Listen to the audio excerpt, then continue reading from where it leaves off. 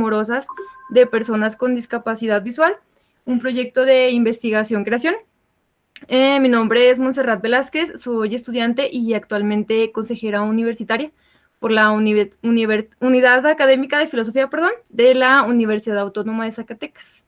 Y bueno, primero que nada quiero agradecer al doctor Nelson Guzmán, quien es el nuevo director de la unidad académica, pues por autorizar y promover este tipo de eventos, y también al doctor Francisco Serrano por coordinarlos, a todos quienes colaboraron para que se llevara a cabo y a todos los que nos acompañan en esta tarde.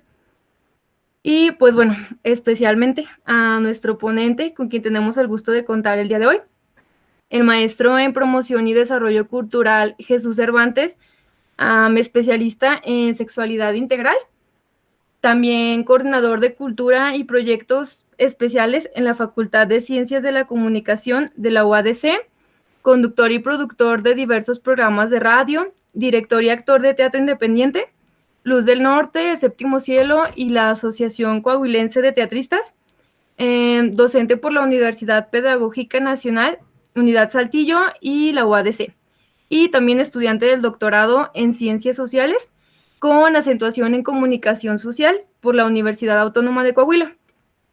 Y bueno, que en esta ocasión nos hablará acerca de su más reciente proyecto, el cual es un proyecto de investigación-creación que narra a través de un podcast de ficción las experiencias erótico-amorosas de las personas con discapacidad visual. Y bueno, antes de cederle la palabra a Jesús, quiero mencionar la dinámica del evento de manera muy rápida, pues la charla consta de 40 minutos aproximadamente, y posteriormente se abordarán las preguntas y o comentarios al respecto, ya sea que abran su micrófono o por medio del chat. Y bueno, nuevamente gracias a todos y sin más, le cedo la palabra al maestro Jesús. Adelante, Jesús. Muchas gracias, Monse. De verdad, muchísimas gracias. Qué gusto estar aquí con ustedes, ahora de este lado. La verdad, bueno, yo le comentaba a Monse en algún momento y también lo platicaba en alguna ocasión con el doctor Francisco y con la doctora Rocío, cuando nos conocimos acá en Saltillo. Zacatecas es una ciudad, bueno, un estado, mejor dicho, que yo quiero muchísimo porque mi papá es de allá, de Fresnillo, Zacatecas particularmente. Entonces, y la ciudad de Zacatecas me parece además una de las más bellas del país. Y bueno, pues hace que como 3 años y medio, 4, que nos conocimos por acá en Saltillo por un diplomado de tópicos fundamentales de filosofía. Pues hice, digamos, muy buenas migas, creo, con algunos de los maestros, incluyendo al doctor Francisco y la doctora Rocío. Y siempre me ha quedado como con las ganas de seguir estudiando temas de filosofía, seguir asistiendo a conferencias y demás. Y gracias a la pandemia, que bueno, entendemos que la pandemia es una tragedia por donde se les vea, pero creo que sí ha habido momentos o cosas positivas que podemos rescatar. Una de ellas, personalmente, es que la Unidad Académica de Filosofía ha estado realizando conversatorios, conferencias, charlas, en donde he tenido la oportunidad de participar como asistente y acercarme un poco más a la Unidad Académica de Filosofía. Ha sido muy lindo pues en estos días. Entonces, agradecerte, Monse, por la invitación, agradecer también al doctor Francisco, a la doctora Rocío, por acercarme a la UAS, y felicitar también al doctor Nelson por su reciente nombramiento. Estoy seguro que Nelson y todo el equipo van a hacer un excelente trabajo y se vienen cosas muy buenas para la Unidad Académica de Filosofía. Dicho eso, antes de arrancar, quisiera comentar que la plática va muy orientada o se va a notar pues que estudié ciencias de la comunicación, que me dedico a las artes, entre otras cosas. Van a ver que está, como les digo, muy orientada a la comunicación, a la creación artística, a las ciencias sociales, que es el doctorado que estoy estudiando. Pero espero que esto no les sea a ustedes ajeno, a la filosofía nada les ajeno, entendemos eso, pero sobre todo que les pueda detonar algunas ideas en torno a proyectos de investigación, creación, particularmente en su caso desde la filosofía. Ese sería como mi objetivo. Así amamos experiencias erótico-amorosas de personas con discapacidad visual. es una serie podcast de ficción donde se narran y a través de un personaje único las experiencias eróticas y amorosas de las personas con discapacidad visual, con ceguera. Los discursos surgen de un proceso de investigación-creación donde a través de una serie de entrevistas telefónicas y a profundidad se recogen los relatos de diversos hombres con ceguera. Luego estos discursos se analizan en un programa de investigación, de análisis de datos cualitativos que se llama Atlas TI, y con lo que arrojan este análisis se hace un análisis de coincidencias y se escriben los guiones de esta serie, los guiones de ficción, pero basados en estas entrevistas.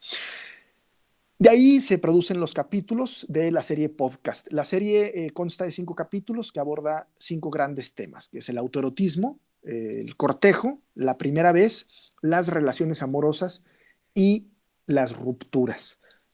Pero bueno, vamos a ir por partes.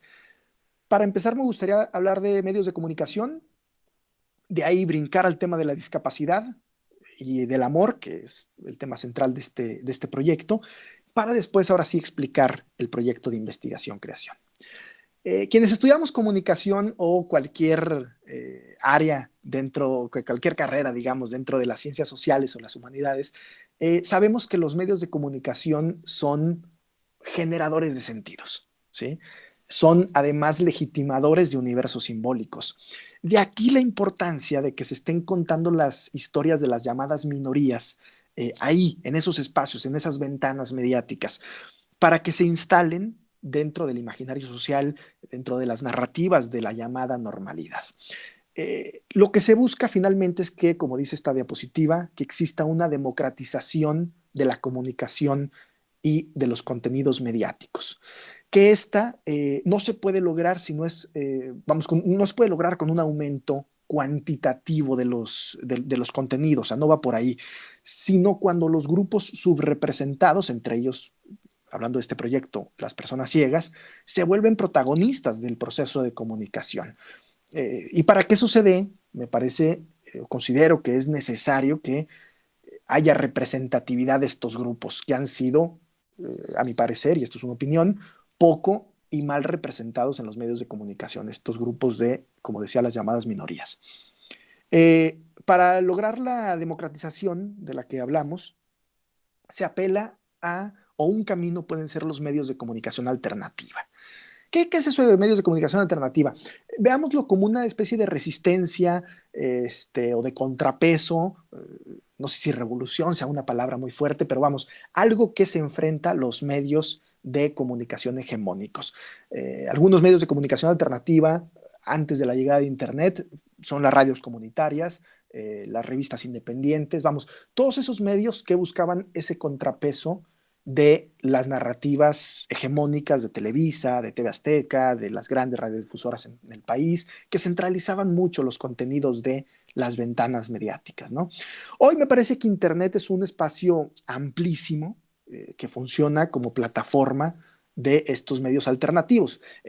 Spotify, YouTube, Instagram, Twitter, Facebook, todos estos lugares, todas estas redes sociodigitales, aplicaciones, etcétera, son plataformas en las cuales podemos montar o que podemos utilizar como medios alternativos.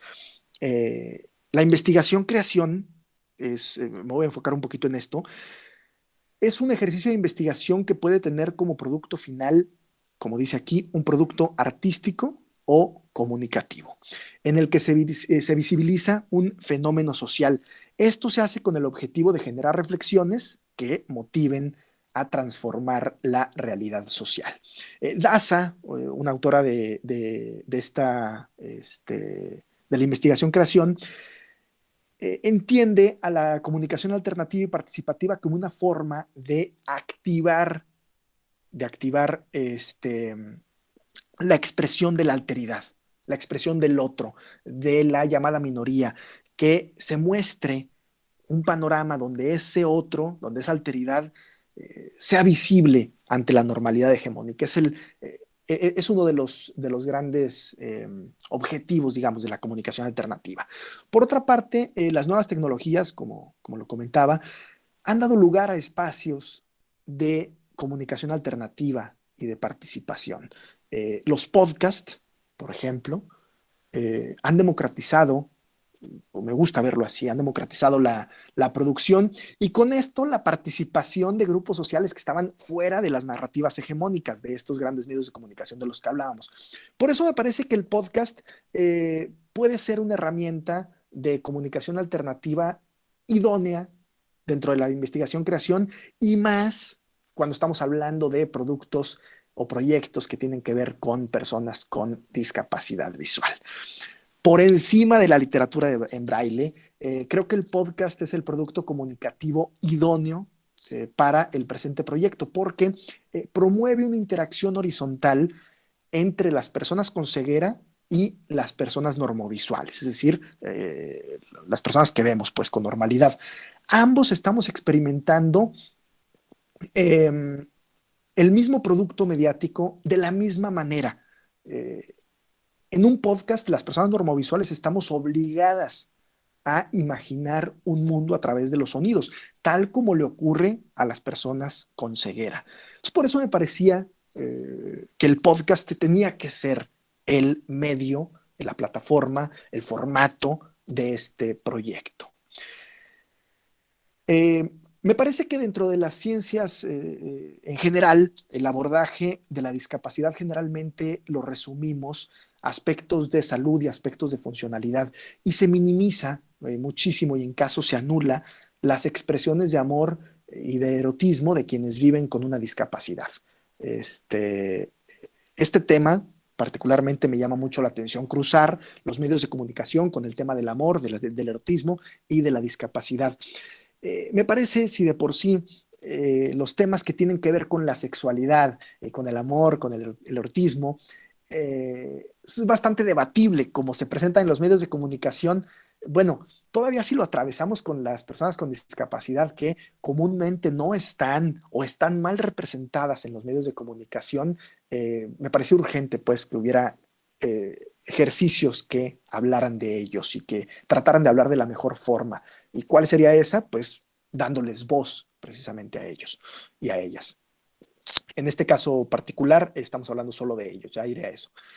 Eh, Normalmente a las personas con discapacidad se les presenta en los medios, series de televisión, películas, etcétera, como personas dependientes o incapaces, ¿no? O de lo contrario, nos vamos hacia el otro extremo y se les presenta como superhéroes o personas especiales o superdotados por su discapacidad. Empecé a ver el otro día una serie que se llama The Good Doctor, de un chavo, bueno, un médico que tiene espectro autista y entonces, gracias a eso es como un médico brillante, ¿no? No es que esté del todo mal ese discurso, pero me parece que comete el error que muchos productos mediáticos cometen, que es totalizar la identidad de una persona o del personaje en su discapacidad. O sea, es por su discapacidad, cuando es una característica más de su persona, ¿no? Pero bueno, ese me parece que es uno de los grandes problemas de cómo se representa a las personas con discapacidad en los medios de comunicación. Y como lo decíamos hace un rato, rara vez forman parte ellos del proceso, de la creación de estos productos. No hay representatividad. Vamos a hablar ahora del amor. El amor tiene que ver, o me gusta verlo, o me posiciono dentro de los que lo ven como una construcción social. O sea, hay una necesidad biológica de evitar la separatidad, seguro que sí, pero las formas en cómo nos juntamos, cómo construimos eso son aprendidas. Yo no sé cómo se vea dentro del mundo de la filosofía a esta persona que estoy citando en esta diapositiva, Darío Stanzreiber, pero me gusta particularmente cómo define al amor en esta cita. Y dice, no se puede amar ni relacionarse libremente, porque ¿qué es amar sino entrar en un dispositivo previo que establece con anterioridad qué significa amar? Podemos darnos cuenta, pues, que gran parte de estos mecanismos regularmente son enseñados y son aprendidos desde lo visual. El mundo del amor y del erotismo se observa en el cine, en las series de televisión, en las telenovelas o en las escenas de la vida cotidiana a las que accedemos casi siempre a través de la vista. Pero ¿cómo aprenden y se relacionan de forma erótica y amorosa quienes no ven? Esa fue precisamente la pregunta que detona eh, esta investigación. Esta pregunta nos hizo darnos cuenta que es necesario escuchar la voz de ellos. ¿Cómo lo hacen? Necesitábamos responder esa pregunta, ¿no? Entonces, por esto se hizo una investigación en torno a ello. Que detona finalmente, la investigación detona en el proyecto Así Amamos, experiencias erótico-amorosas de las personas con discapacidad visual. La metodología fue la siguiente. El proceso de investigación consistió en una serie de 6 entrevistas a profundidad, donde se recogieron los relatos de hombres con ceguera. Luego, como les comentaba hace un rato, estos discursos se analizaron y de ahí se redactaron los guiones de los capítulos de la serie. En esta primera etapa, aquí sí quiero ser muy claro, esta primera etapa está enfocado en hombres heterosexuales con ceguera. Se plantea hacer, espero cuando termine el doctorado y tener más tiempo y todo esto, la idea es hacer una segunda etapa con mujeres heterosexuales y luego cruzar identidades sexuales, cruzar preferencias sexuales, transgeneridad, mujeres lesbianas, hombres gays, etcétera, etcétera, ¿no? Entonces, creo que podemos hacer cosas interesantes en siguientes etapas. Pero ahorita, esta parte es únicamente o se enfoca en hombres heterosexuales con ceguera. La metodología de este proyecto parte de una aproximación socioconstruccionista que se fundamenta sobre todo en las aportaciones de la fenomenología. ¿Qué quiere decir eso? Bueno, pues ¿cómo lo entendemos eso? Que partimos de la experiencia subjetiva del individuo, que sea su experiencia, que sea su historia de vida la que nos narre o la que nos marque la pauta. Nosotros, bueno, hablo en plural, pero este proyecto fue individual, ahorita les platicaré por qué, pero en mi caso planteaba 5 temas, que son los que ya les narré: autoerotismo, cortejo, primera vez, relaciones y rupturas, pero se soltaba la pregunta y ellos se agarraban a platicar pues en torno a eso. Hay un concepto de las ciencias sociales, particularmente dentro de la investigación cualitativa, que utilizamos mucho, que es la saturación teórica, que se refiere a ese momento en el que, luego de una investigación exhaustiva de corte cualitativo, uno se da cuenta que no se presentan nuevos discursos dentro de, por ejemplo, por decir una técnica, las entrevistas, ¿no? Bueno, aquí, como no se buscaba generar un conocimiento, perdón, no se buscaba generar conocimiento, no se buscaba entregar un paper en una revista indexada y este tipo de cosas.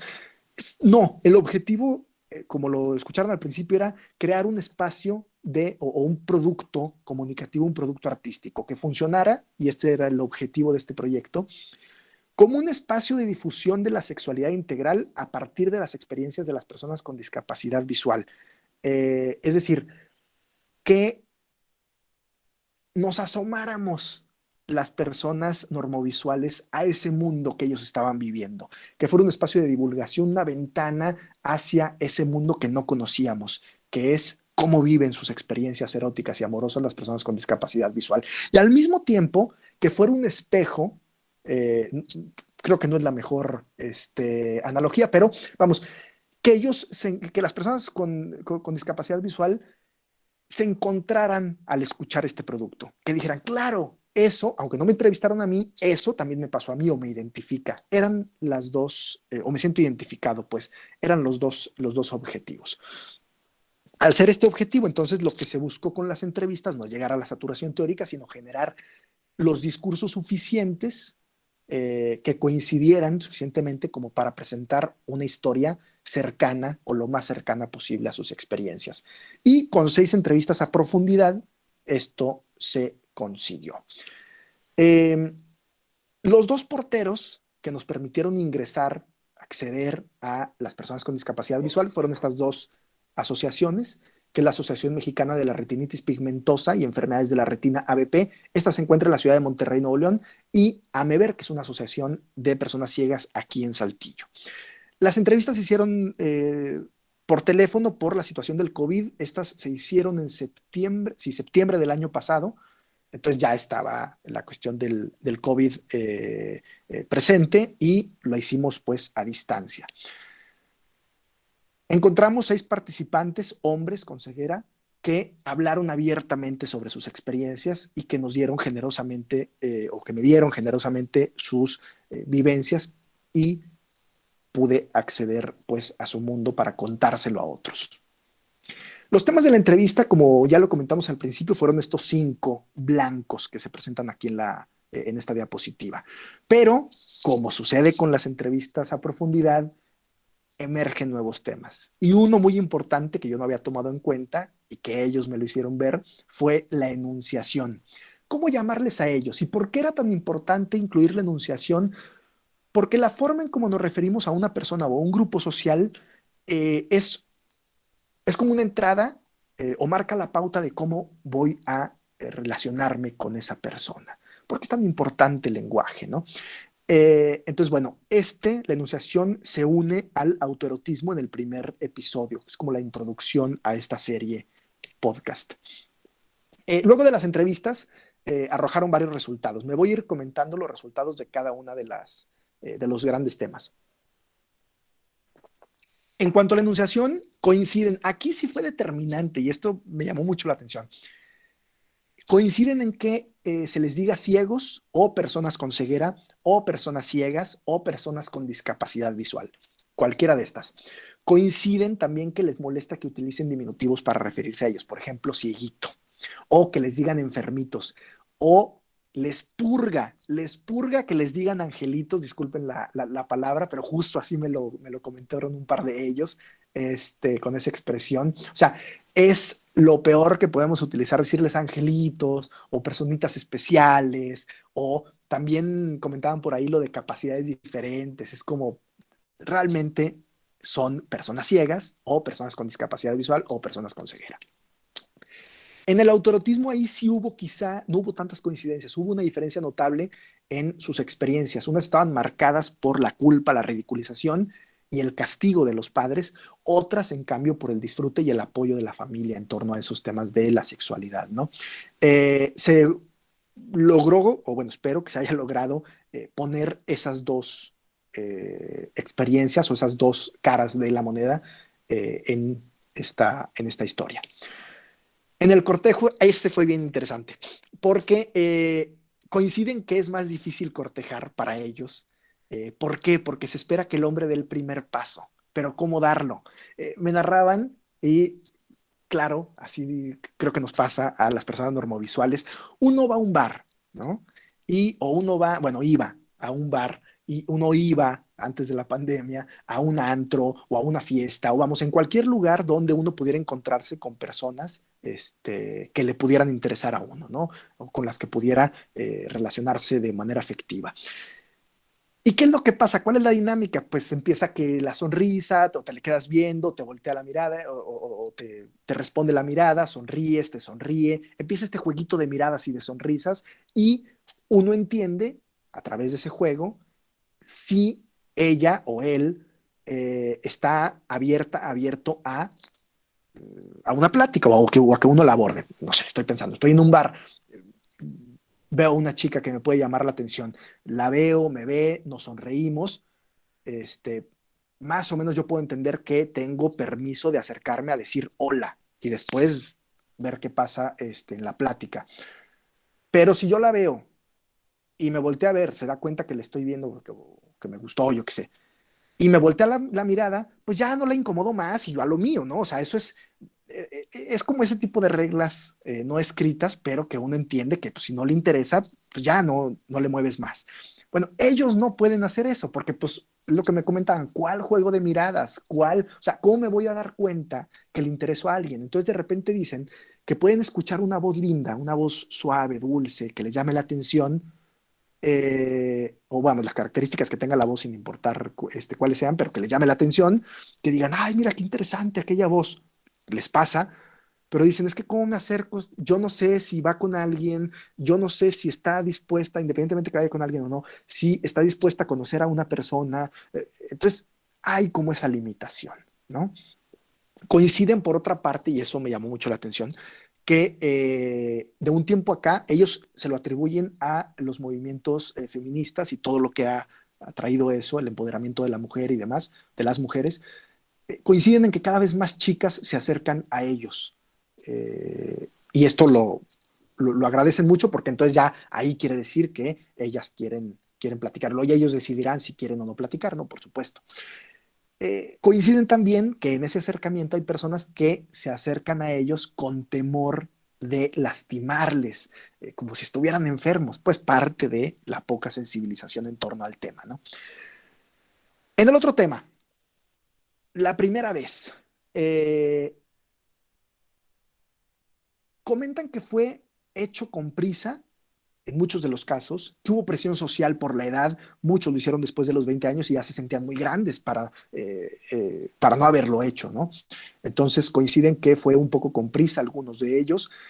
El temor principal, yo creo que como el de muchas personas, independientemente de si tienen ceguera o no, era de embarazarla, pero ellos no podían estar seguros o lo atribuyen a que como nunca vieron cómo se pone un condón, no podían estar seguros si lo estaban usando bien. Lo que me comentaban es, a ver, a ti en alguna clase o te podías meter un video de YouTube, o bueno, las personas ya más jóvenes se pueden meter un video de YouTube y ven cómo se abre, cómo se coloca, etcétera. Pues nosotros no, es nada más como de oídas y de repente, aunque ella vea, uno no está seguro de lo que está haciendo, ¿no? Entonces, o de cómo se está protegiendo, mejor dicho. Entonces había como ese temor en la primera vez. Las relaciones amorosas, aquí también sucedió algo que me pareció por demás interesante. Sus parejas y sus exparejas han entendido y convivido muy bien con su discapacidad. Eh, no han tenido en general problemas con eso. Con lo que sí han tenido problemas con el entorno de la pareja. ¿Qué quiere decir eso? Que algunos coinciden en que debido a que hay poca sensibilización en el tema de la discapacidad, el entorno, llámese familia, amigas, sobre todo la familia, piensan que una persona con discapacidad necesita ser atendida o que es dependiente. O también está la idea de que la ceguera es un castigo divino o que es hereditaria. Vamos, por cualquiera de estas razones son señalados como esta idea de partido no deseable. Y empieza la presión del entorno a ¿para qué andas con una persona ciega? Tú puedes tener a la persona que tú quieras. Y ellos era como, pues sí, vamos, está conmigo, se está relacionando conmigo, ¿no? Porque quiere relacionarse conmigo. Entonces, era esa cuestión. Puedes relacionarte con la persona que tú quieras, puedes andar con quien tú quieras. Todas estas ideas que luego los entornos le dicen a la persona eh, por la poca, por la ignorancia, básicamente, ¿no? O sea, no encuentro otra forma de decirle. Y entonces terminaban precisamente en las rupturas. Muchas veces terminaron precisamente por esa presión del entorno, o ellos se lo atribuyen a eso. Las rupturas, también me comentaron, sobre todo en la juventud, sí han tenido que ver con ese tema de las familias o de amistades que se incomodan con lo de su discapacidad. Sin embargo, concluyen, y aquí me dio mucho gusto escuchar eso, que la discapacidad no debería ser una razón para terminar una relación. Y si para alguien lo es, comentaban, es problema de esas personas, no es problema de la discapacidad. Cabe destacar que los entrevistados son personas, el menor me parece que tenía 30 años, 29 por ahí, y el mayor 55, 56. O sea, a lo que voy es, ya eran personas maduras.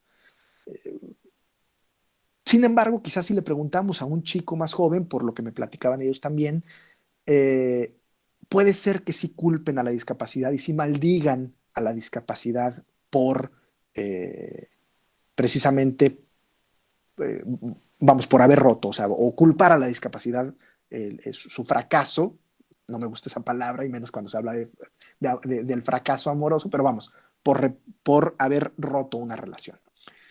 Bueno, una vez que se realizan estas entrevistas y que se llega a estos resultados y que se analizan y demás, se crea el personaje Chema, que es el personaje que narra la serie. Se escriben los guiones que corresponden a los 5 capítulos de la serie podcast de ficción y se produce la serie en este espacio acá en Saltillo que se llama Sala Prisma. Ahí estamos produciendo muy contentos. Esto se produjo en octubre del año pasado. Y les quiero compartir un pedacito del primer episodio que debo tener aquí. Sí, muy bien, vamos a ver. Esto me recordó a cuando estaba en la secundaria y me costaba mucho trabajo, pero por fin invité a María al cine. María era una compañera que se sentaba delante de mí y me agradaba mucho su voz. Su voz, su plática, el olor de su cabello, su risa y cómo golpeaba el piso cuando hacía los problemas de matemáticas, como si trajera prisa. Y sí, la invité al cine. Porque aunque a muchos les parezca absurdo, para mí una buena cita podía ser en un cine. Mi idea era genial. Nos veríamos en el cine, veríamos una película, yo no entendería muchas cosas, obvio, y saliendo iríamos a las chamoyadas que estaban al lado del cine y me platicaría lo que no entendí de la película. Bueno, pues resulta que eso nunca pudo ser. Ni el cine, ni las chamoyadas, ni la explicación de la película. Porque resulta que unas compañeras le dijeron que seguramente la llevaba al cine porque yo quería sentir cómo era el cuerpo de una mujer. Y que cuando ella menos lo esperara, ¡zascuas! Yo le metería mano. ¿Serio? ¿Eso pensaron? ¿Saben? Hay algo extraño que nos pasa a nosotros, las personas con ceguera. O nos infantilizan y nos ven como personas asexuadas, sin deseo, sin placer, o por el contrario, como unos depravados mano larga que no podemos dejar de pensar en sexo. Bueno, volviendo al punto. La secundaria no fue la mejor. Ok, es un fragmento del episodio 2, no del 1, del episodio 2. Y narra precisamente una de las experiencias que surgieron pues en estas entrevistas que les platicaba, perdón. Bien, así pueden encontrar el podcast en Spotify, en iVoox. Si me permiten, ahorita un ratito más que pueda acceder al chat, les comparto las ligas por si alguien lo quiere escuchar. Es importante también destacar que este proyecto se realizó gracias a un apoyo de la Secretaría de Cultura de Coahuila a través de la convocatoria Arte Resiliente. Ahí está el póster de cuando se estrenó, de cuando estrenaron ellos, mejor dicho, el proyecto. ¿Y por qué lo menciono? Porque la convocatoria, como les comenté hace unos momentos, que hice la producción del trabajo fue prácticamente sola, o sea, solo yo, porque la convocatoria era dentro de la categoría individual o en dúo. Y no podía yo echar mano ni de actores, ni de los propios participantes que pudieran darle voz a los personajes. Vamos, tenía que hacerlo gran parte del trabajo yo. Obviamente las entrevistas se podían hacer, podía yo producir en otro lugar, pero por más que me hubiera gustado a mí hacer una serie, no como monólogo, sino más parecido a una especie de radioteatro o algo así, con varios personajes, la convocatoria no lo permitía. En la segunda, tercera o cuarta etapa puedo hacer lo que se me antoje en este sentido porque ya no estaría ajustado a esta convocatoria. Sin embargo, no quiero ser injusto, no quiero parecer injusto con el comentario, fue gracias a esta convocatoria que este proyecto sale a la luz. El financiamiento pues, de este proyecto fue gracias a este recurso federal bajado a través de la Secretaría de Cultura de Coahuila. Bueno, algunas consideraciones finales o conclusiones de este proyecto. Me parece que hace falta mucho la educación de la sexualidad en general, pero muy especialmente en personas con discapacidad, o en torno, mejor dicho, no en personas, en torno a la discapacidad. Entender que qué sucede con nuestro cuerpo, qué sucede con nuestra mente en torno al tema de la sexualidad y cómo lo viven otras personas, ¿no? Hace mucha falta, creo, productos donde se vean representadas las historias, donde se vean representadas las experiencias, los significados de las personas con discapacidad, pero que sean ellos quienes den la voz. que haya representatividad del grupo dentro del producto, ¿no? Hace falta también entender al otro, darnos cuenta que la realidad social, es decir, nuestros significados, nuestras prácticas, lo que entendemos por mundo, está en función de personas que tenemos los cinco sentidos, que personas que no tenemos ninguna discapacidad. Y tendríamos, me parece, tendríamos que trabajar por escenarios, por realidades mucho más amplias, mucho más amigables para todas y para todos. Y creo que los medios de comunicación, pareciera esto un discurso de un comunicólogo, pero los medios de comunicación cabemos todos. Creo que ese espacio puede ser, o los medios pueden ser un espacio donde se trabaje por ello, ¿no? Y para cerrar, quiero aprovechar también este espacio para invitarnos a todos nosotros en estas fechas de amor y amistad a ver, a preguntarnos, a reflexionar sobre cómo aman otros, cómo viven sus experiencias amorosas otros y otras, cómo viven su sexualidad, sus vínculos afectivos, quienes no tienen una experiencia sensorial en este mundo como lo es la nuestra, ¿no? Y bueno, nada, como les comentaba al principio, espero que este proyecto pueda, o la explicación de este proyecto pueda detonar algunas ideas para que ustedes desde la filosofía puedan crear productos que les llamen la atención a ustedes, que les interesen a ustedes. Y bueno, algunas de las referencias de lo que platicábamos. Y finalmente, pues agradecerles muchísimo por su tiempo y por su atención. Déjenme, dejo de presentar aquí. Bien, pues muchísimas gracias, Jesús. Muy interesante y enriquecedor tu proyecto. Te felicito mucho y también agradezco muchísimo que lo hayas compartido con nosotros. Y bueno, pues ahora pasaremos a las preguntas o comentarios. En caso de que alguien quiera participar, pues puede levantar la manita y abrir el micro o de igual manera puede redactar por el chat y ya le damos lectura. Así Sí, que adelante.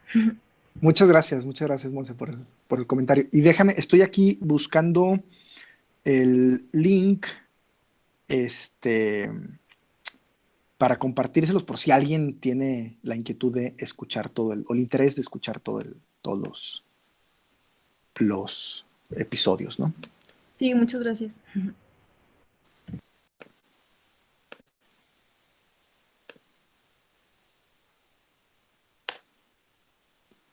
Ahí está ya. El primero es la plataforma Evox, y el segundo es el Spotify. Entonces, en cualquiera de las dos lo pueden escuchar. Sí, muchas Sugiero gracias. que también, Monse, perdón, Uh-huh. perdón, hay una participación, pero para lo de los links, si alguien no lo copia ahorita, a ver si se puede también que te lo pasen a ti o a Francisco y luego ya lo distribuimos en los diferentes programas, ¿no? Para que la gente Sí, lo pueda acceder si está interesado. Hay una sí, por pregunta favor. ya, con una participación Sí, de... de hecho es la participación de Helio. Si gustas abrir tu micrófono, Helio, por favor.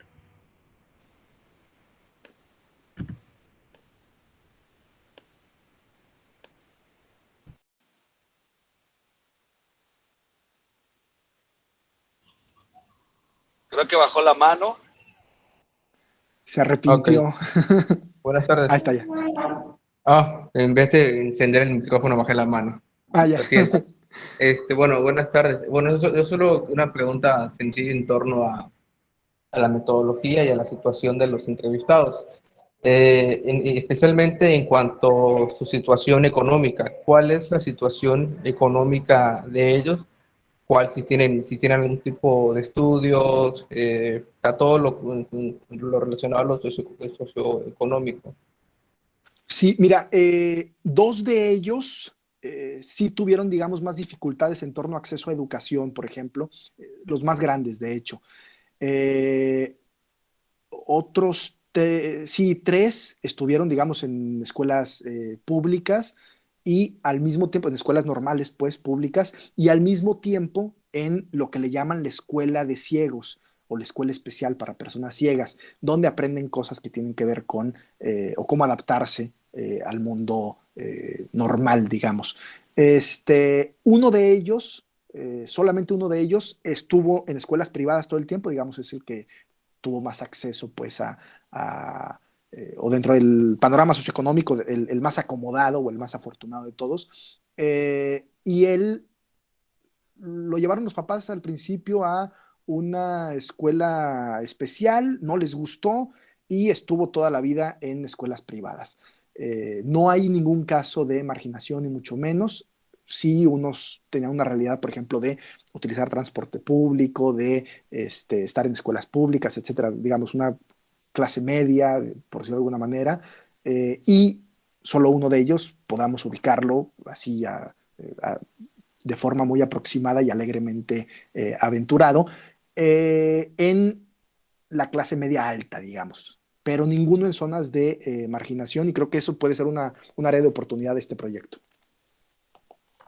Sí, eso es justamente en cuanto a esto de esta parte en realidad, si no me equivoco, fueron 6 los entrevistados, ¿no?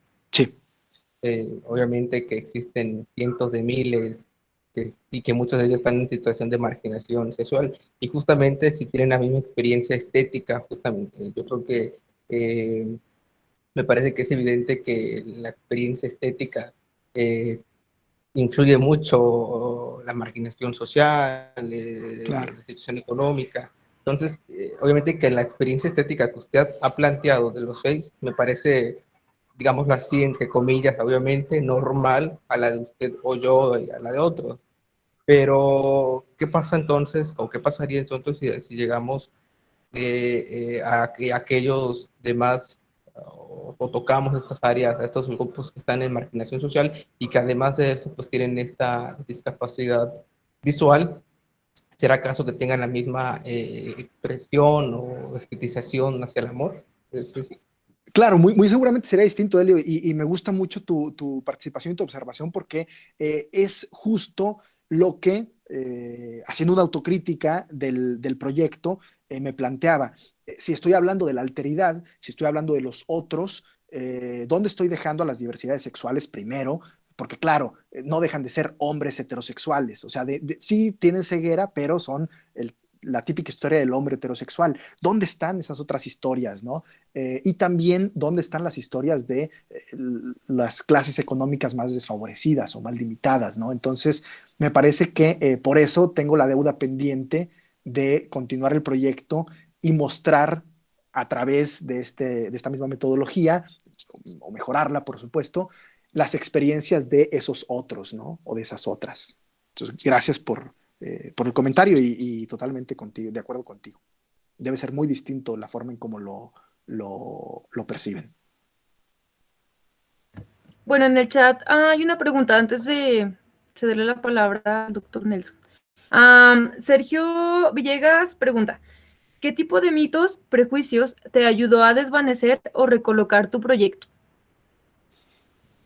No logro entender así como muy bien qué es lo que buscas, Sergio, en la pregunta. Si quieres profundizar un poquito más, mientras voy a suponer que me preguntas sobre la percepción que podemos tener las personas en torno a las personas ciegas, las personas normovisuales sobre las personas ciegas. Me llamó mucho la atención un amigo mío que tiene ceguera, amigo desde la preparatoria, con quien he hecho proyectos de radio, y hemos hecho muchos trabajos juntos, que se burlaba de las personas cuando lo conocen y le preguntaban cosas sumamente ridículas. Por ejemplo, si, o sea, ya cuando agarraban confianza, se ponían de morbosos, disculpen si llego a ser así como muy expresivo o hombre que pueda sacar de onda algún comentario, pero le preguntaban así tal cual, oye, carnal, ¿y a ti se te para? Y es como, o sea, güey, ¿cómo puedes hacer una pregunta así? O sea, ¿qué tiene que ver la ceguera con una cuestión de bisexualidad, ¿no? O sea, tengo discapacidad visual, no discapacidad sexual, ¿no? Es lo que él comentaba también mucho.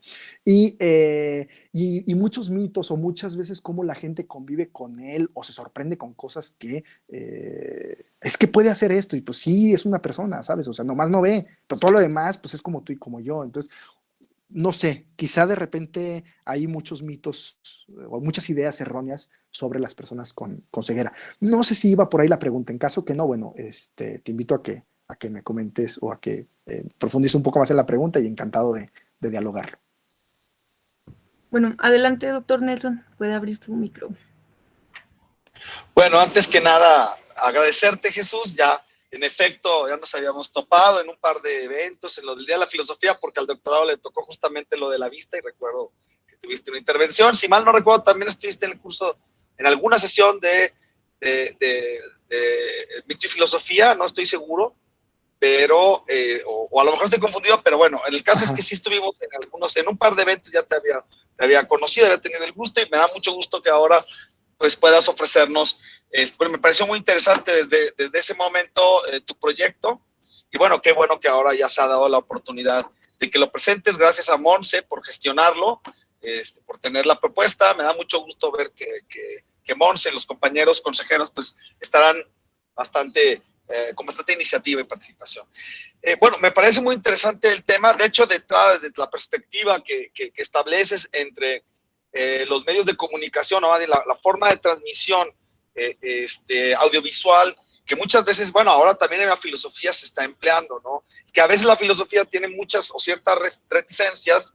Este autor, Darío, nunca he podido pronunciar el nombre, o Zizek, que muchas veces se han hecho a veces más populares, incluso por el medio del video, que las horas, todo el mundo conoce a Zizek, pero pocos lo han leído quizás, o bueno, el caso es que también en la filosofía hay muchos prejuicios contra estos medios, ¿no? O sea, porque principalmente la filosofía está transmitida por un medio escrito, ¿no? Y a veces como que sentimos que los medios audiovisuales, como que un cierto desprecio por ellos. Pero creo que precisamente propuestas como la tuya, pues son las que realzan o nos dan cuenta de que se puede hacer otro tipo de trabajo, ¿no? Por cierto, me llama mucho la atención esta cuestión del erotismo. Yo he trabajado el tema del erotismo por el autor sobre el que hice mi tesis de doctorado, George Bataille, que es un autor que trabaja mucho el tema del amor y el erotismo. Y bueno, además, esta situación de conocer perspectivas marginales, perspectivas otras a las propias, me parece muy importante porque eso justamente nos lleva a cuestionarnos. Justamente creo que la filosofía pues es justamente la posibilidad o el hábito de formarse cuestionamientos y bueno, sobre todo aquellos que nos parecen más evidentes y a veces el hecho de asumir la perspectiva de otros, la perspectiva sensible que pueden tener las personas con discapacidad visual y que casi todo lo que has mencionado nos lleva a experimentar esa alteridad.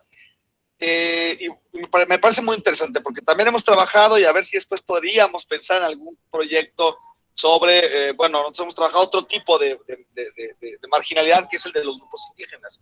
Mi cuerpo académico trabaja con los huicholes, ¿no? Y a ver si en algún momento podemos hablar, pero ese es otro asunto. Una duda. Estaré encantado. Sí, a ver si luego platicamos.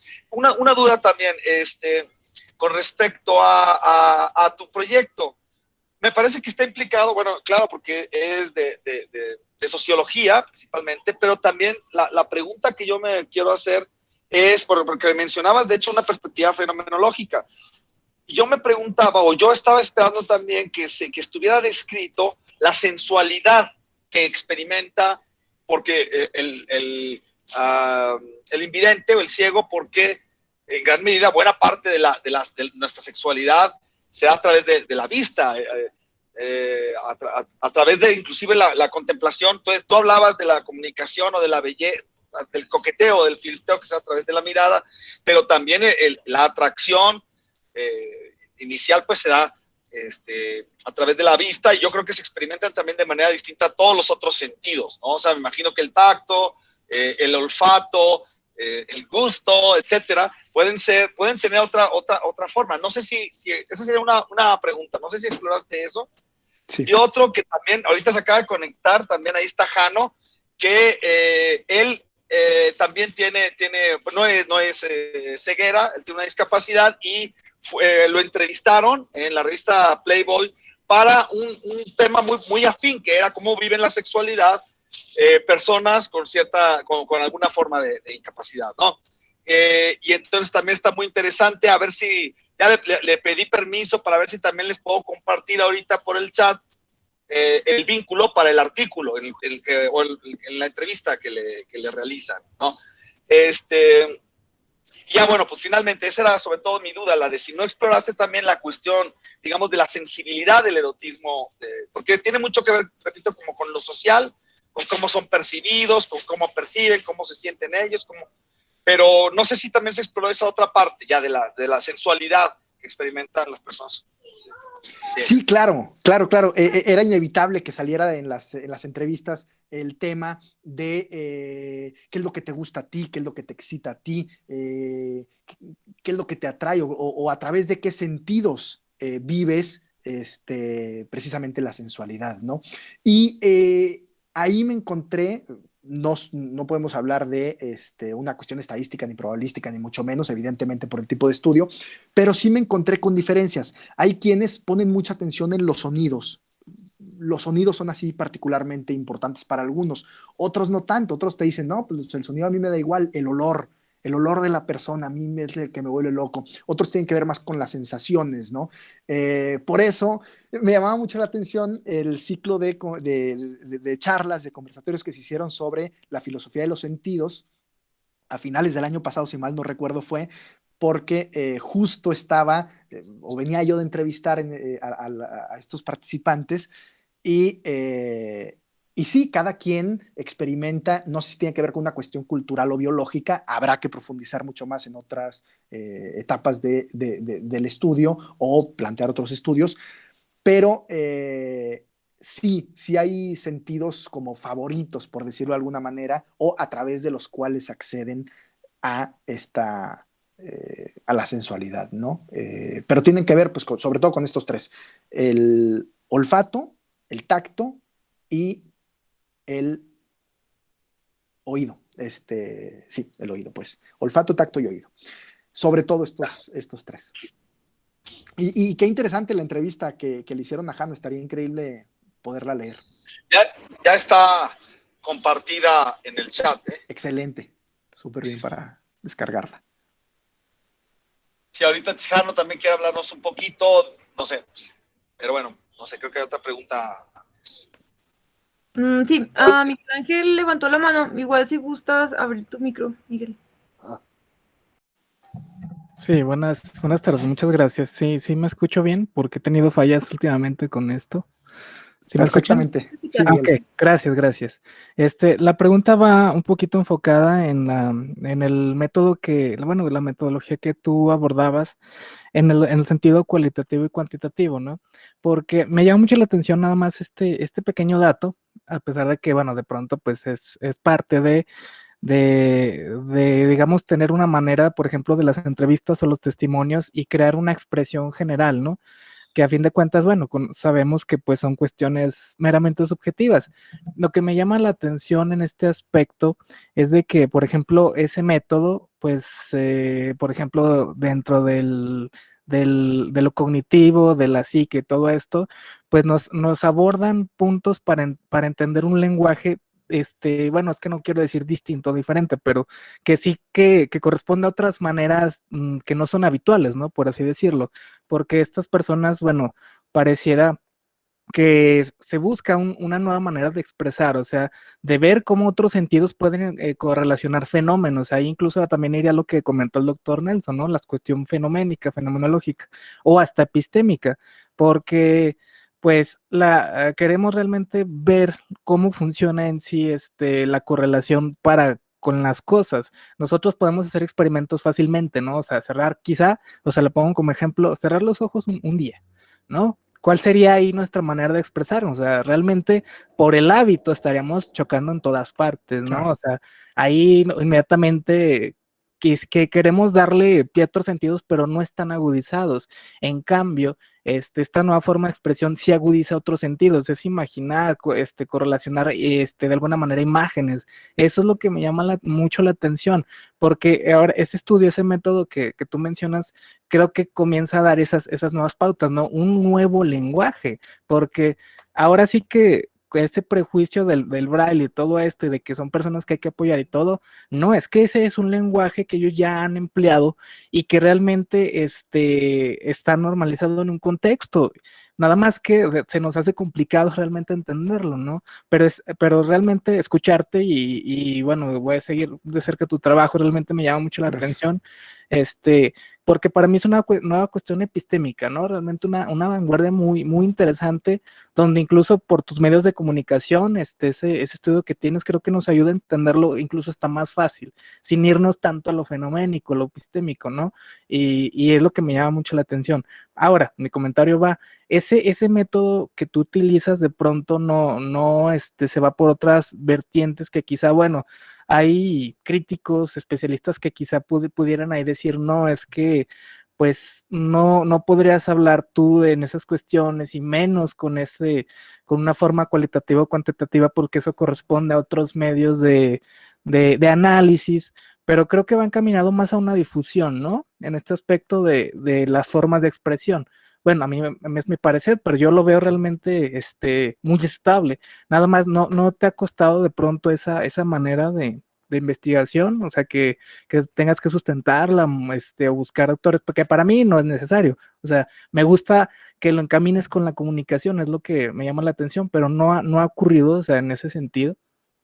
No, porque en los espacios donde los he presentado, de hecho lo presenté en noviembre del año pasado en el Congreso de la Asociación Mexicana de Investigadores de la Comunicación, y se aclara desde el principio, no buscamos generar conocimiento en torno a las vivencias o las experiencias de las personas ciegas. Lo que se busca es crear un producto a través de la representatividad de ellos y Ujú. de la participación de ellos, y que sea un producto representativo en la medida de lo posible. Y entonces, hasta ahora se ha presentado más como un experimento que está en su primera fase y que vendrán otras más. Yo creo que lo que hay que hacer para que realmente haya representatividad, porque también se puede cuestionar qué tan representativo es este estudio, ya lo comentaba por aquí en la primera intervención uno de los compañeros, porque no están ahí todos, ¿no? O sea, no hay una representatividad completa de las personas con discapacidad visual o suficientemente amplia quizá, pero me parece que sí es un buen primer paso para empezar a explorar este mundo y empezarles a dar voz a ellos. Yo creo que el siguiente paso también sería que ellos hablaran, que ellos narraran, que ellos construyeran los guiones, que no son expertos en hacer guiones de radio o de radioteatro, pues los capacitamos en eso. Es más fácil yo capacitar, o vamos, cualquier experto dentro del tema de la creación de guiones, a alguien alejado de este mundo, que yo acercarme a su experiencia sensorial, ¿no? Entonces, sí me parece que tiene como muchas posibilidades de crecer este proyecto, y es lo que más me entusiasmó cuando lo escuché, después de hacer todo el proceso y demás, dejarlo respirar un momento y escucharlo y decir, creo que es un buen camino y es un buen inicio para generar un proyecto de largo aliento, ¿no? Y bueno, pues creo que sería eso. Bueno, en el chat está Cintia Rincón. Bueno, te felicita por el proyecto, le parece muy Gracias. bueno y pregunta, en función de la discapacidad adquirida versus la de nacimiento, ¿cómo es la adaptación para el primer grupo dentro del erotismo con la experiencia sensorial? En las entrevistas que tuve, por lo menos, habrá que ver si esto es representativo o no, pero las personas que tuvieron discapacidad de nacimiento eh, convivían mejor o batallaron menos para adaptarse o aceptar su condición, en este caso de ceguera. Quienes la adquirieron, luego es más complicado porque sí es una experiencia muy distinta en estos dos casos, y qué bueno que lo comentas, Cintia, porque no es lo mismo entender al mundo de manera visual y luego no poder acceder a eso, que simplemente no entender qué es lo que está sucediendo, o te hablan de un quinto sentido, pero pues nunca lo has experimentado, ¿no? Entonces, creo que ha sido más difícil, por lo menos en las entrevistas que yo tuve, para quienes adquirieron, como dices, la discapacidad. Se asoma un poquito el tema, en el podcast, pero no a profundidad. El personaje se optó porque fuera alguien que prácticamente nació con discapacidad visual, que es lo que ocurre en muchos casos, por una cuestión de la oxigenación en la incubadora. O sea, nacen bien de los ojos, pero por un error en la oxigenación en la incubadora, resulta que hay un desprendimiento de retina. Entonces, aunque hayan nacido con la vista, a los pocos minutos la pierden, entonces no hay realmente un recuerdo, por lo menos es lo que ellos dicen, de haber visto. Y se optó por eso. Y gracias por la felicitación. Bueno, Jesús Saúl Hernández también pregunta que si alguno de ellos habló de cómo juegan sus sentidos para apelar a la experiencia erótica. ¿Cómo juegan sus sentidos para apelar a la experiencia erótica? Híjole, Jesús, si pudieras abrir tu micro para explicar un poquito más, te agradecería muchísimo. Buenas tardes. ¿Qué tal? No sé si me escuchan. Sí, perfecto. Bueno, mi pregunta la hice unos momentos antes de que el doctor Nelson hiciera su comentario. De hecho, parte de mi duda era esa. ¿Cómo es para ellos percibir su deseo a través de otros sentidos, ¿no? O sea, qué son los olores o las sensaciones físicas que a ellos les apela un deseo erótico? Claro. No sé si me doy a entender. Totalmente. Y como bien dices, aunque ya se abordó un poquito, sí me gustaría comentar una de las experiencias que se platicaban en la entrevista, que es... no me gusta hablar de un despertar porque es equivocado hablar como del despertar sexual, porque toda la vida desde que nacemos hay sexualidad en el ser humano, pero hay un momento en el que es consciente el niño del placer, particularmente el genital. Y me voy a una de las experiencias en donde empieza, están en un lugar entre amigos, amigas, primos y demás, así pues como en la infancia, pues, que de repente están todos en el cuarto del tío y están acostados en la cama viendo una película, y entonces empieza a escuchar una respiración, y esa respiración empieza, hoy le pone esa palabra, el niño no le pone esa palabra, pero lo empieza a excitar mucho, ¿no? Y es donde empieza esta cosa de ¿por qué me excita la respiración? Resulta que tiempo después, su capacidad sensorial o a través del escucha, a través del oído, es que recibe sobre todo el placer, ¿no? Al escuchar la respiración, al escuchar gemidos, al escuchar ciertos tipos de voces, etcétera. Y nacen, ahí sí no sabría decirte si son una cuestión adquirida, una cuestión cultural, una cuestión aprendida, o si se nace con ello, no sabría decirlo, pero sí, como le decía ahorita, comentaba hace rato, hay diferencias pues en los sentidos, y siempre hay una experiencia, por lo menos que ellos recuerdan, significativa en la infancia, que dijeron, algo me está pasando en el cuerpo y tiene que ver con haber tocado esto, o con haber escuchado esto, o con haber olido esto, ¿no? Como yo creo que a todos nos ha pasado, igualmente por haber tocado, escuchado, olido o visto algo, ¿no? Que nos despierta algo y que nos hace sentir qué me está pasando, ¿no? En mi cuerpo. Luego, desgraciadamente, viene el tema de, en algunos casos de la represión, de reprimir, mejor dicho, la sexualidad. Otro participante que me comentaba que se movía en la cama de un lado a otro y sus genitales frotaban sobre la cama y eso le daba mucho placer, y los papás inmediatamente, deja de hacer eso, entonces no entendía, se confundía, ¿no? Experiencias pues que nos pasan a todas las personas en la infancia, que tienen que ver con reprimir estos primeras experimentaciones, estos primeros tocamientos, o no, otros eventos muy afortunados de niños que sus padres se sentaron a explicarles qué es lo que les estaba pasando a su cuerpo, ¿no? Pero bueno, tiene que ver con esos tres sentidos, sobre todo. Bueno, Jano levantó la mano. Si gustas abrir el micrófono. Hola, ¿qué tal? Un saludo a todos. Bueno, solo comentar brevemente sobre la entrevista que les compartió el doctor Nelson. Bueno, esa entrevista, digamos que el editor de Playboy se la guardó por mucho rato porque me la hizo hace mucho, bueno, en el año pasado, pero se esperaron al 3 de diciembre, que es el Día Mundial para las Personas con Discapacidad, para hacer conciencia sobre la discapacidad, y pues como que se la guardaron para enviarla ese día. A mí lo que me parece relevante, bueno, yo el diagnóstico, no me voy a poner técnico aquí, ni quiero como tardarme mucho en eso, pero hay secuelas de lo que se llama PCI, parálisis cerebral infantil, que yo también me gusta decirle que es puro cabrón irreverente, depende de cómo se quiera tomar, ¿verdad?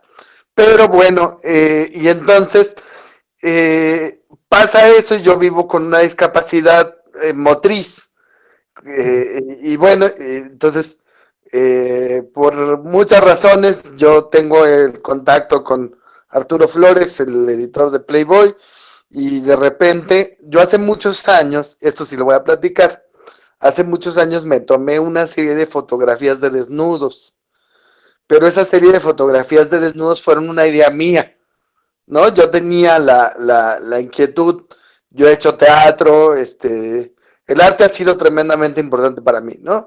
Entonces, de repente se me ocurre hacer una serie, de desnudos que integraran las muletas y la silla de ruedas y una bicicleta, que yo tenía un triciclo en el que me subía, y como hacer un discurso con las fotografías, a partir de eso.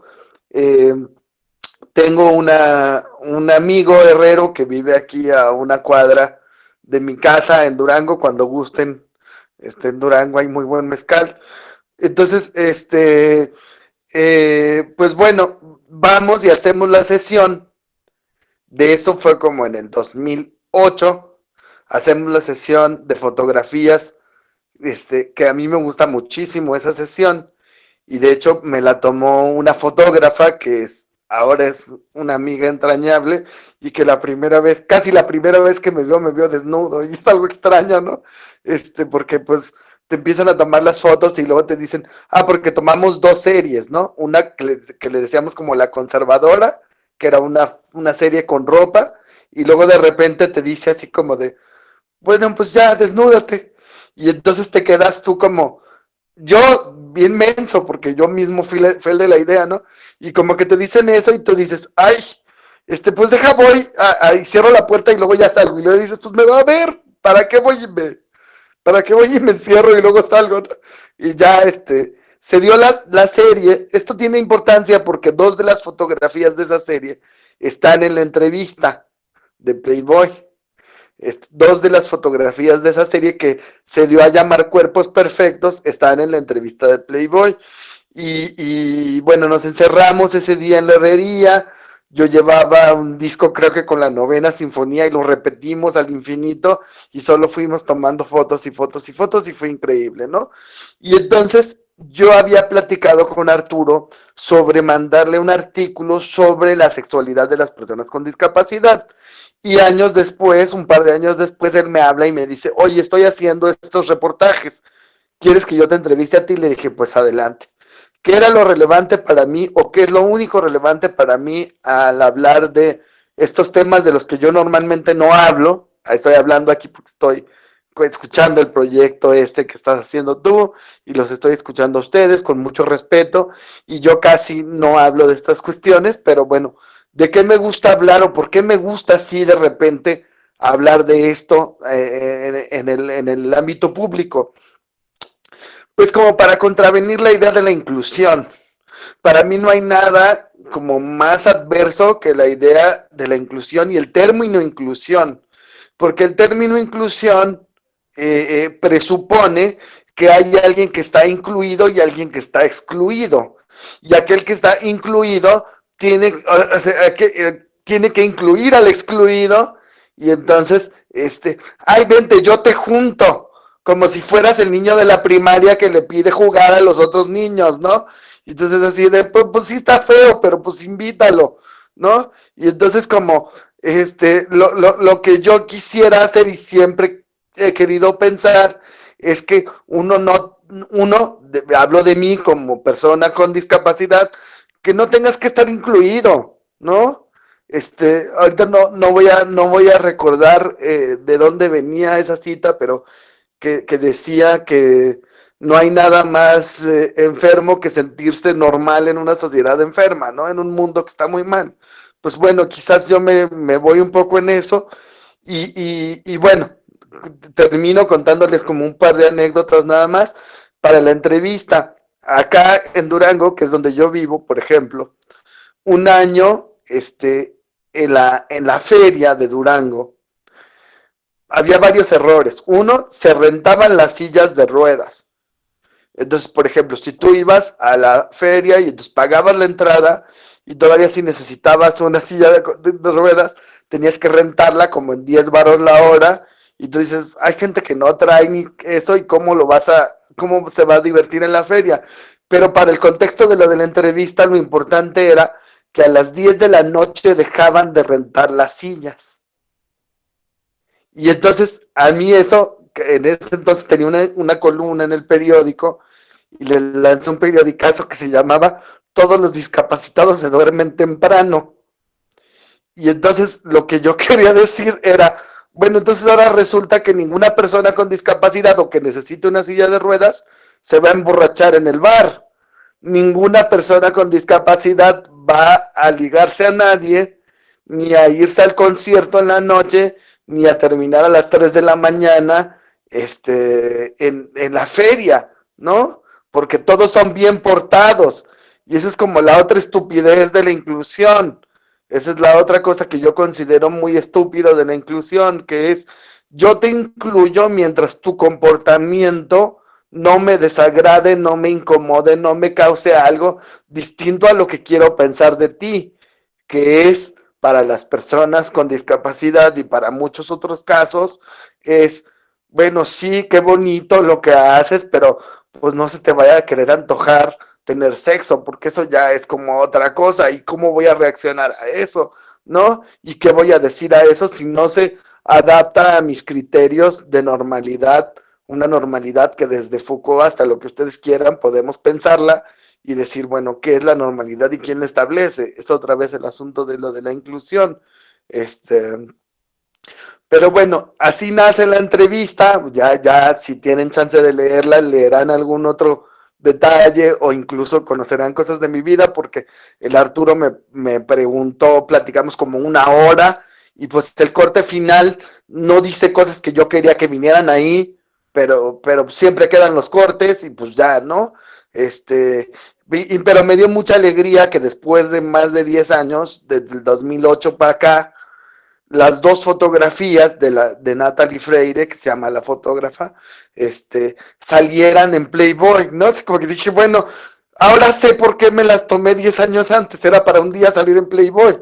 Y además cuando salió, y que salieron los desnudos, me dio mucho gusto porque dije, si algún día esas fotos tenían que llegar a un lugar bueno para el contexto, es en el contexto de esta entrevista y en este medio, ¿no? Es un muy buen lugar para hablar de esto, hablarlo así y entenderlo de esa manera, ¿no? Eso es como un poco el contexto que yo quería comentar. También creo que no es posible experimentar la vida como la experimentan, por ejemplo, las personas que no ven. Eso de hacer los ejercicios de estos de un día y no ver y a ver cómo chocas, no tiene nada que ver con la experiencia de vida de una persona que no tiene vista. O sea, porque los criterios justamente se hacen otros. La vida es otra, es totalmente otra. A lo mejor tú te puedes acercar a alguna cuestión, pero sí como que la realidad se configura de otra manera, ¿no? Y bueno, esa es como la intervención que me gustaría hacer, a razón de que el doctor Nelson Guzmán me pidió compartir la entrevista. Me da gusto platicar con ustedes y los felicito por su trabajo. Muchas gracias. Gracias, Jano, qué gusto escucharte, qué gusto que hayan compartido la entrevista y la voy a leer con mucho interés. Muy bien, gracias a ustedes. Bueno, Jesús, hay otra pregunta de Sí. Luis Antonio. Dice, y para las personas que pierden la vista a cierta edad, ¿de qué forma puede adaptarse? ¿De cuál forma puede adaptarse a la sensación erótica o qué sucede en ese ámbito? Por eso. Ajá, ¿sí? Bueno, esa es la pregunta. Gracias, Monse. Sí, me parece, Luis Antonio, que habrá que preguntarles a ellos. Yo no tendría la respuesta a esa pregunta y me parece una pregunta muy pertinente para quienes pierden la vista. O sea, estoy pensando en alguien que mucho de su placer dentro de la sexualidad, dentro del erotismo, tenga que ver con la vista y de repente pierde ese sentido, cómo adapta a otros sentidos su sexualidad, sus placeres, sus prácticas eróticas, ¿no? Pero pues sí, habría que preguntarles a ellos y por eso me gusta mucho lo que dice Jano, aunque él está mucho más habilitado, evidentemente, para hablar sobre el punto, aunque no es quizá un buen parámetro hacer este ejercicio que comentaba, no me acuerdo si Jesús Saúl o quién lo comentaba, de vendarse los ojos o vivir un día como tal. Son experimentos, me parece válidos, pero el experimento más válido, o no experimento, pero la práctica más válida es preguntarles a a quienes viven con una condición de discapacidad, cómo la viven o qué es lo que piensan o qué es lo que sienten, ¿no? O sea, acercarnos a ellos, que sean ellos quienes nos hablen de eso, ¿no? Entonces, pues sí, me parece una pregunta que habría que hacerle a ellos. Bueno, no sé si alguien tenga más preguntas o comentarios. Sí, Pedro Martínez, adelante, puede abrir su micro. Doctor Jesús, primero felicitarle por su exposición. No me chifle con lo de doctor porque me la creo y luego no termino la tesis, ¿eh?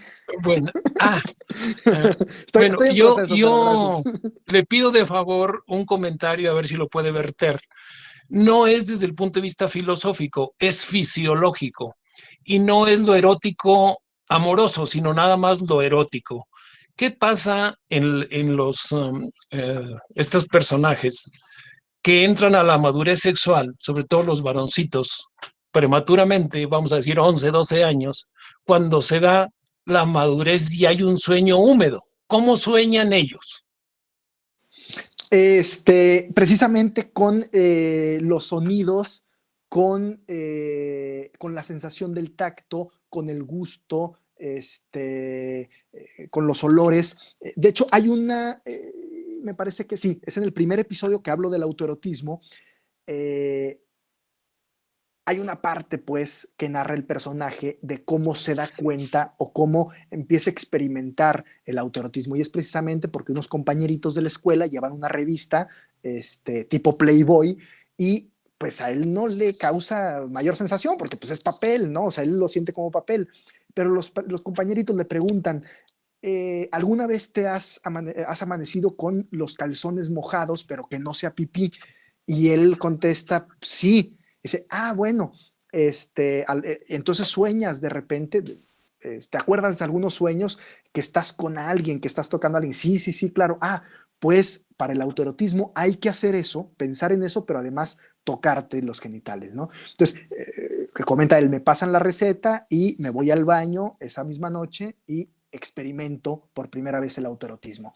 El sueño húmedo, precisamente, o en lo que piensan ellos, si las personas normovisuales vamos mucho hacia las imágenes visuales, ellos van hacia las imágenes auditivas, a las imágenes del tacto, a las imágenes del gusto, del olfato, dependiendo de cuáles son esas sensaciones que ellos más les excitan, ¿no? Pero sí, sus sueños tienen que ver, o sus sueños son oscuros, si los queremos ver de alguna manera, ¿no? Lo queremos ilustrar para nosotros los normovisuales, son sueños oscuros que tienen que ver con sensaciones y sonidos, ¿no? Muchas gracias. No, al contrario, Pedro, al contrario.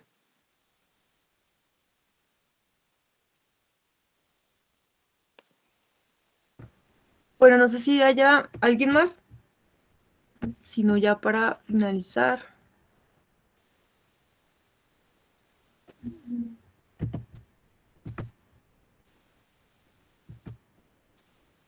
Bueno, me parece que ya no hay más preguntas ni comentarios.